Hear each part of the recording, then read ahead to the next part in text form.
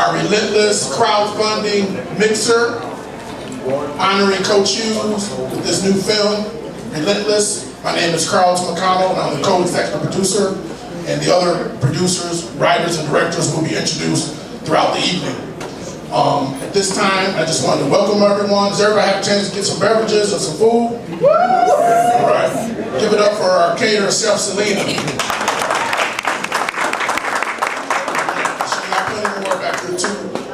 And talk about some of the other sponsors as well throughout the evening. Give them their due. We thank the NTZN. Let's give it up for them. Without further ado, it gives me great pleasure to introduce our co-host for the evening. Wonderful tandem here. First, the lady, Miss Dion Anglin, Fox Television. Give it up.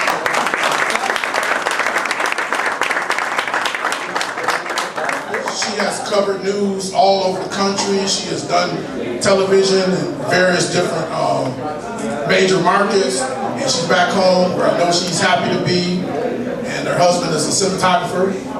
And gives me great pleasure to introduce Miss Dion Anglin and our other co-host, happens to be my fraternity brother, Kappa Alpha Psi fraternity, Mr. Chris Arnold. He's the voice of the Dallas Mavericks. Give it up for Chris Arnold. He also has syndicated radio shows on CBS, right? CBS Radio, one of the top sports radio shows in the nation. So they are our hosts for this evening, two of the finest in Dallas, Fort Worth, or anywhere as far as I'm concerned, Ms. Dion Anglin and Chris Arnold.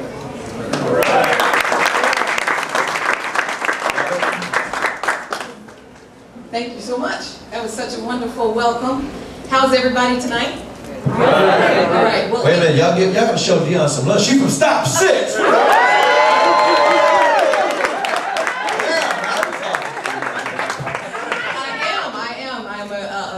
Stop 6, and my sister told me the other day, she said you can take the girl out of the hood, but you can't take the hood. So with that, I think we will just get started. But what an awesome night and an awesome man that we are here to celebrate and support with this wonderful project. Does anybody agree with that? And I think all of us know, all of us are probably feeling this way, that it is long overdue. Is that right? Right. Yes. And can we just get a warm welcome for our guest of honor, the man himself, Coach Robert Hughes, Sr. Coach Hughes.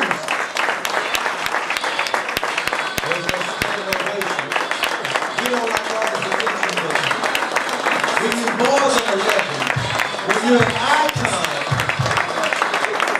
and you paved the way for basketball, not only in Texas, but high school basketball in the USA. You gotta show that love.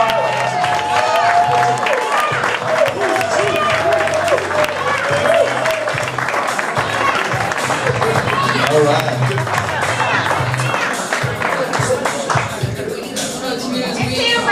We are so proud, and we appreciate you and everything that you have done and accomplished so much, and we just are honored to be here and to have you in our midst.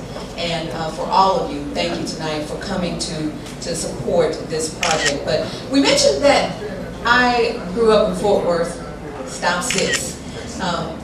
When I was a little girl, I just want to say this, that I remember, I have an extended family, a lot of my relatives still live in Stop 6, some of them are here tonight. But we had conversations when I was growing up, and I remember these, they were routine, and they happened every year. And they involved questions like, who's going to drive to Austin? Yeah, you gotta get that started first.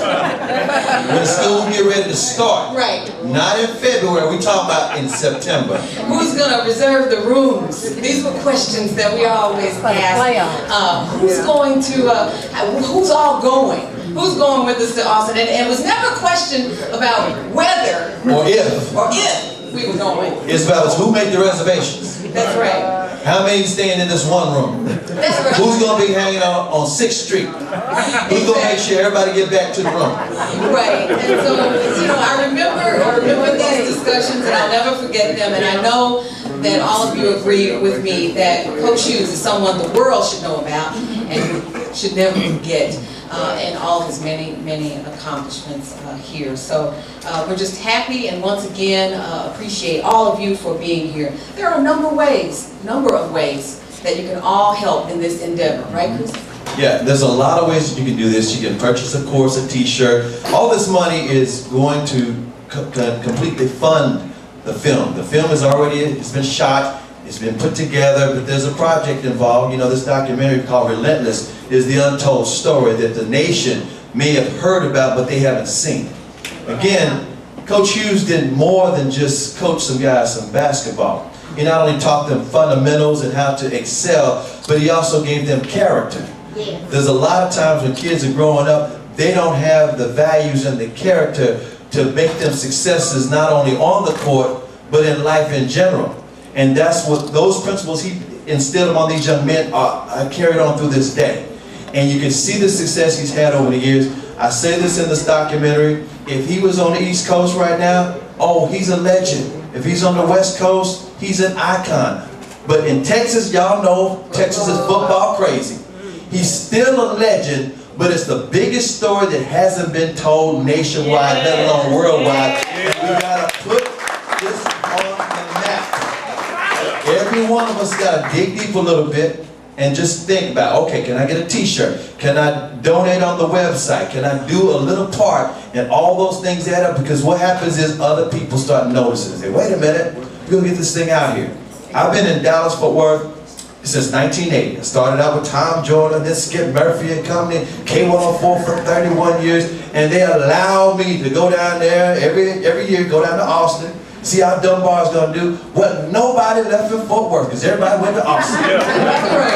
Dallas was just hoping to meet him down there in Austin, right? And so all these years I watched and I saw, and then when I was working at Channel 8, I was there for the championships and stuff. And again, I'm honored to have a chance to cover the Flying Wildcats. Right. Dunbar, Scott Bunkertown, Texas. So again, whatever you can, that's going to start the ball rolling. All right, you never know who's going to see this thing online and say, well, you know what? I need to go ahead and do this, and then the next thing you know, it's out there, and everybody will be represented, and everybody will know what we all know. Right. Don't forget the power of social media. Oh yes, right. Strong. Definitely. Just post and hashtag Coach Robert Hughes, and just help get the word out, because it is definitely something that we don't want to neglect in this opportunity. We just hats off to the filmmakers who have taken this endeavor on, and for all of those who've gotten on board and who are supporting this effort. Carl just had a brilliant idea, talking about the power of social media. Everybody got their cell phone with them, the smartphone, which is now everybody's life. You can't go nowhere without your phone. Go on right now, get on Facebook, go on Twitter, let everybody know, your family and friends, that you're at the Coach Hughes documentary fundraiser. Let them know where you are. Just that part right there will get them interested, and then that ball gets rolling. That's how it spreads. That's how words spread. That's how it goes viral. Right. Exactly. Now. All right. Well, let's not waste any more time. Let's get going with our first guest tonight, who is going to grace us with a lot of great honors. Let's see the t-shirt. Recognitions. Oh, we're going to look at the t-shirt first, because in case you haven't seen it, you have to get one before you leave tonight. Aren't these gorgeous? Oh, look at the back. State champs. All right. These are collector's items. Okay, don't leave without yours tonight. We have plenty, and we are just waiting for your size. We have your size. Don't worry about it. We have every size, and yours included. But at this point, we would like to welcome to the mic to C.W. Whitaker. From DISD, from Dallas. He's got some proclamations, I believe. Yeah, I have 3. They all from on the Dallas side. We not hating, we celebrating. There you go. Yeah. The first one is from Dallas County School. Coach Hughes. Yes, sir. It is a pleasure to present these awards, recommendations, resolutions. This one is from Dallas County School, which we are so proud of the things you do. I have another one. This one is from State Senator Royce West. Royce is in the house. So they all talked about the 1333 wins. And this one is from the Honorable Commissioner John Wiley Price. Because we might be in Dallas, but we still understand that you are the greatest in the state. They recognize games, and we are so proud of you. Thank you very much. Hold on one second, hold on one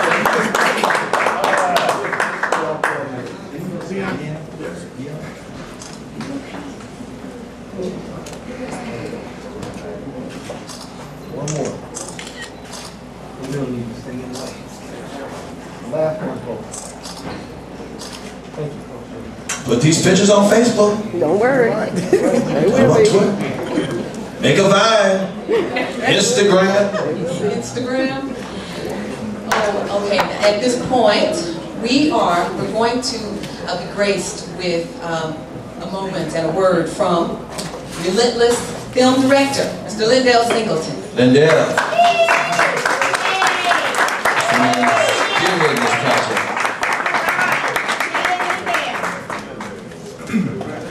Thank you, Chris. Thank you, Dion. I'll be brief. Very rarely do directors and producers actually get in front of the camera and speak, so I need to be brief with this. First up, I want to acknowledge a couple of people in the room that are very important to this project. The first is Mr. Ron Nance. Where's Ron? Hi. Hi. There's Ron over there. And give Ron a hand.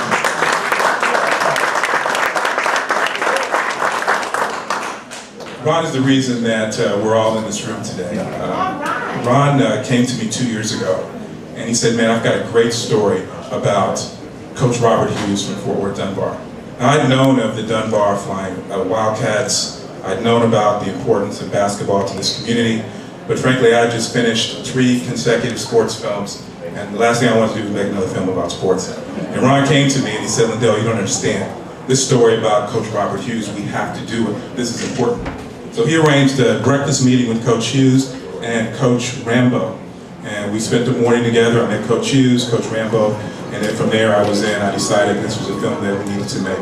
The second person I want to acknowledge is Mr. Carlton McConnell. Where is he? Carlton came aboard this year. He's one of our co-executive producers, and he has just been instrumental in working hard to help make this event happen, help us move this film forward. So thank you, Carlton. The next person I'd like to acknowledge is Mr. John Singleton. He's our writer. He's right there. John took a year off from coaching high school basketball to join us as co-producer and to write this film for us. So thank you, John, so much. I appreciate that. I value it. I'd like to talk just very briefly about this notion of crowdfunding and why it's important. Why did we choose to go this path? As many of you know, crowdfunding is a way, it's a tool that's used to help bring fairly important projects that maybe people haven't heard about, to bring it to light, to make sure that people know about it. And the crowdfunding platform that we've chosen is Indiegogo. So in a nutshell, it's a website where there's a lot of stuff on there about this project, about the importance, about why we're doing it, why we're making it. You log on to Indiegogo.com. My daughter actually is back there. This is a family affair. She's managing the Indiegogo campaign. You log on and you contribute whatever you want to help this film get made. But there's a reason, there's another reason this is important. In the last 100 years, the most significant tool to influence culture around the world are movies and television. There's nothing like it. Now, how many of you have ever heard of a film called Birth of a Nation? Anybody in here ever seen it, heard of it? Let me talk to you about the power of film to change lives and influence. Birth of a Nation was made in 1915. It was produced and directed by a guy named D.W. Griffin. The significance of Death of Birth of a Nation is that in the 7 years following that film, the number of lynchings in America went up 100% year over year because of the power of that film and the images that people saw. The power of film to influence culture. In 1942, the United States was in the middle of a war, except the problem was people didn't want to fight. They thought it was a European war. It's like, nah, we don't want to go over there. That's someone else's problem. What Franklin Roosevelt was one of my personal heroes, what he did, he went to John Ford and commissioned a film to be made entitled Why We Fight. And that film provided a visual reference for, this is why we got to do this, guys. And from there was great involvement, there was great movement in just making sure that people were aware, that people were engaged. Now you're probably saying to me, so what? Why is this guy up here talking about this? Well, in the last 100 years, there have been 114,889 films released in the United States of America. And of that total, 104 were about African Americans. 104 out of 114,000 films were about the extraordinary accomplishments of African Americans. Now, as someone who directs and produces for a living, I gotta tell you, that bothers me. There are so many incredible stories about the extraordinary accomplishments of men and women of color that have not been told. Ida B. Wells, Asa Philip Randolph, Bayard Rustin. I can go on and on and on. 114,000 movies released in America, 104 documentaries about the extraordinary work of African Americans. I gotta tell you, that bothers me. So I want to make sure that this film about this legendary gentleman to my left gets told. I want to make sure that this film is finished, is released, and his story is captured, because I believe we all have a responsibility to preserve, to protect, and to present the stories of African American heroes for this generation and the next. That's what Coach Hughes is, and that's what I want to do.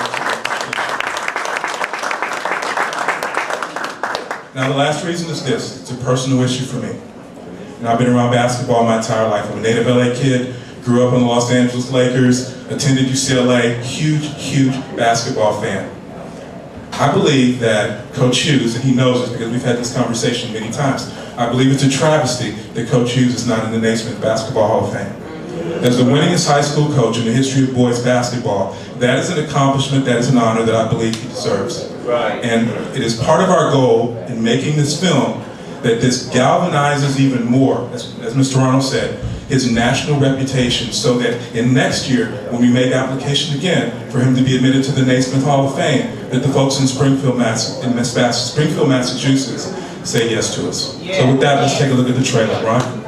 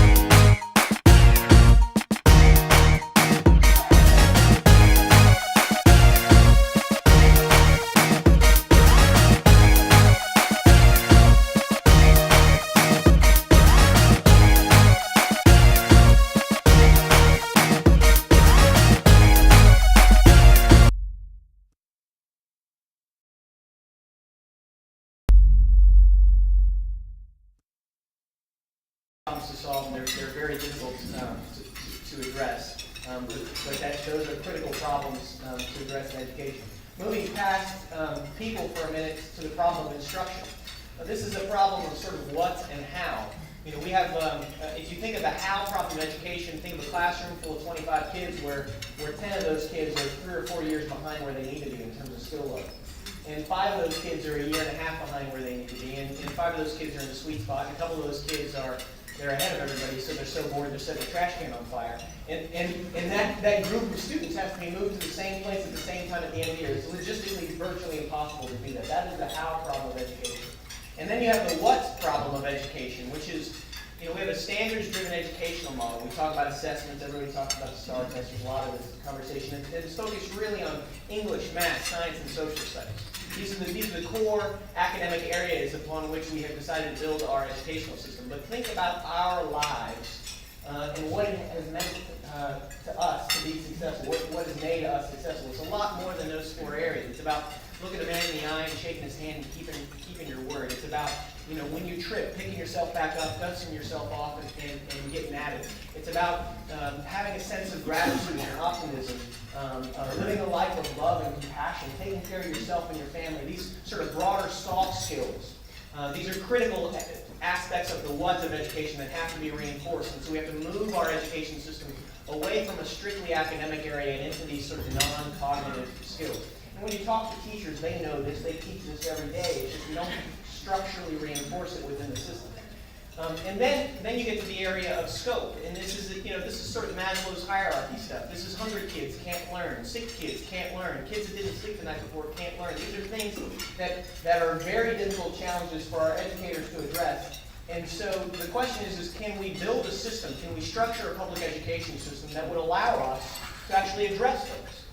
So we have known, for example, for years, for decades, that our 5-year-olds, when they start kindergarten, they start anywhere from 12 to 18 months behind on average where they should be because of the lack of preparation that they get at home. And we also know that if we start school a year before or 2 years before, that gap almost goes away.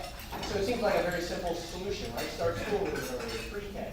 And so you're now seeing a very aggressive rollout by the districts to move into those areas that we do receive state funding for, but that will not be sufficient to get us across the line. We have known since the 70s that kids, low-income kids especially, when they leave school in the afternoon and in the summer, they enter an educational desert. They actually have cognitive capacity sucked out of their brain because they're doing nothing but walking around in the streets or playing an Xbox, or worse.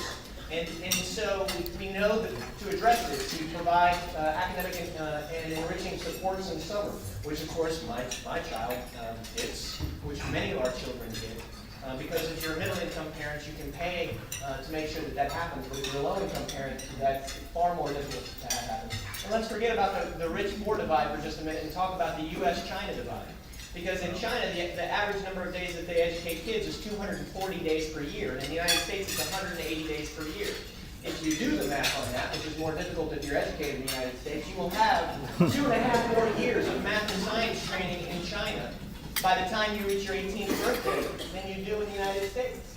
So our kids in Highland Park have no ability to compete with the kids in Shanghai when they go off to college. They don't in the areas, in strict areas of math and science. But to bring it back for just a minute to the demographics of Dallas ISD, a lot of these areas, we've known this is the way the school system has been designed. The school system is designed for middle-class farm kids. We just don't have a whole lot of those in Dallas anymore. I don't know if you're driving around, I don't see those here in Lakewood. And so the issue is, is there ways to address this through the school system? And in fact, many of these are supports that parents historically have done. And in fact, I'm a firm believer that education starts at home. The civilization only works through the family unit. Mom and dad are responsible. But we want educated citizens. And so what happens is mom and dad aren't doing everything that they need to make sure that the next generation of Americans is more productive than the last generation. Can the school system involve itself in that to some extent? And the answer to that question is yes. We have evidence of when the school system invests in sort of what I call parental behavior issues, parental investments, programs that work with moms in the home, largely single moms, in the home to improve parenting skills. Does that lead to positive outcomes for kids? The answer to that question is yes. We have a track record going back 30 years on a whole host of national models on how to do that. But that is a radical shift in thinking for school districts. But it begs the question: why do we have a school system? Do we have a school system because we want buildings, we want Woodrow Wilson High School, and we want grades, and we want them to have the homecoming experience that we have? Do we have school systems because we've got grades and kids, and we've got teachers in classrooms? Or do we have a school system to make sure that the next generation of America is more educated than the last generation? Do we have a school system focused on the outcomes that says we want our kids to have a better life than we do, period? And I'm of the belief that yes, we have a school system for the sole purpose of getting better outcomes for our kids. So for that, I think all options need to be on the table.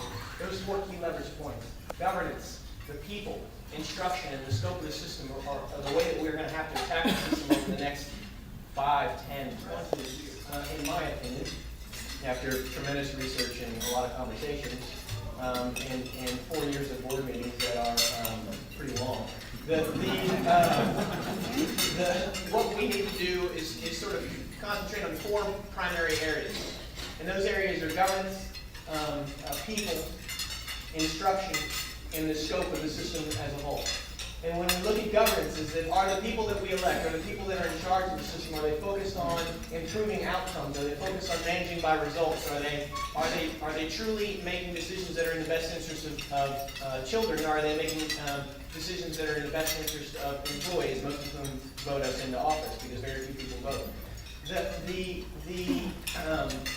The governance situation is important because we live in a world where stuff rolls downhill. If the people at the top aren't focused on solving your problems, and your problems are going to be very difficult to be solved. If you wave a magic wand and solve these governance problems, you still have the problem of people. We have to have a great teacher in every classroom. You have to have a world-class principal in every school. This is very difficult in a country where we generally blame teachers for all of our problems. We don't pay teachers all that well. We don't pay them poorly. We don't pay them all that well. But this is changing. The district has adopted a change in the way we evaluate and compensate our employees so that they can get raises very, very rapidly on a way to reach the top pay scale that's $90,000 a year for a teacher, which is, I still think, not what they're worth, but that's a heck of a lot better than what we have been doing. So this is a game-changing reform that has been enacted in the last year in Dallas, and it's going to home rule. That is an idea that I champion, that I believe in, because what it is designed to do is it's designed to address the governance structure of the ISD. Because I believe that the structure that we have now, the way that we select trustees, the incentives that we have as trustees, is not aligned with having a system of governance that would focus consistently on improving outcomes for kids. I have a whole host of thoughts as to possible improvements for this. But what my opinion is actually doesn't matter, because this is a gloriously democratic process, the home rule discussion. You have a whole lot of people that get to share their opinions. 15 people who've already been chosen will get to write a new governing document, a new constitution, a charter, just like the city's charter. And then the citizens of Dallas will get to vote on that. And I think that's not going to happen until like November of 2016. So this conversation is going to be with us for some time. Again, when I think of the 4 key leverage areas: governance, people, instruction, and scope, home rule is the most effective policy vehicle that I've seen to try to reform governance within the ISD so that we do remain consistently focused on the needs of kids, and that's the reason that I support it. Ultimately, the charter that they adopt could be terrible. In this case, I will oppose it. But we are now involved in the sausage-making process of politics, so it ain't pretty. And hopefully we will have some nice high-quality sausage coming out of this when it's all done. But we'll see.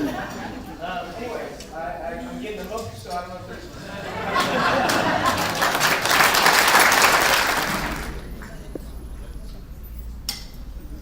I am pleased to say that I'm getting off of this stage real quick and turn it over to Darlene to dismiss us and come back to see us next year.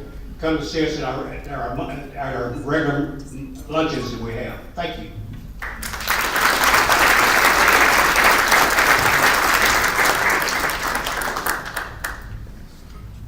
So while we're thanking folks, I would ask that the members of the committee who actually put this entire event together stand up one more time. All of you, please. I know Susan Bell was going, really, Darlene?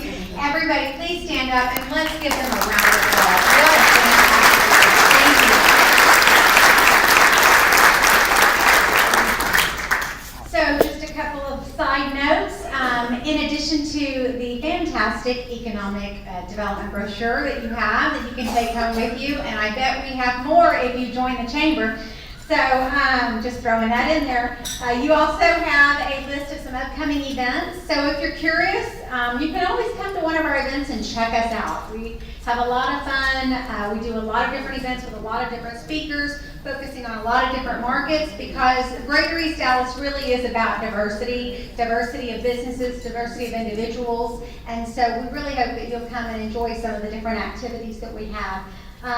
With that said, we do have information about joining the chamber. You can always go to eastdallaschamber.com and check us out and join. We'd love to have you.